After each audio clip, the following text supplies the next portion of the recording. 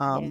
I would add one other thing that just resonates with that point about me, is that after the pandemic, and so many of us pastors were pouring out to people and those of us who were bivocational and pastoring during the pandemic, there was such a large wave of burnout amongst clergy, right after the pandemic, because they had been pouring out 70, 80 hours a week, during the pandemic. And it just got to a place where people felt so depleted that they couldn't continue to give.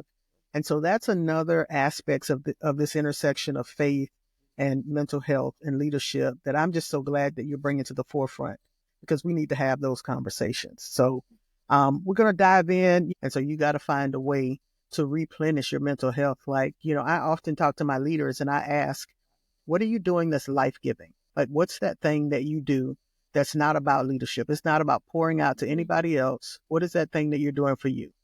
And by life giving, I mean, it's like a breath of fresh air for you.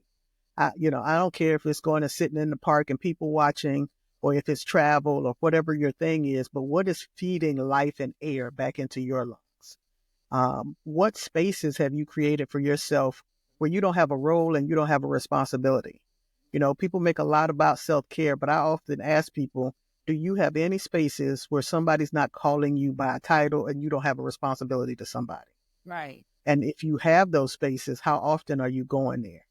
Because if we're not being intentional to make sure that we are protecting, that light that we have, it'll Hmm. get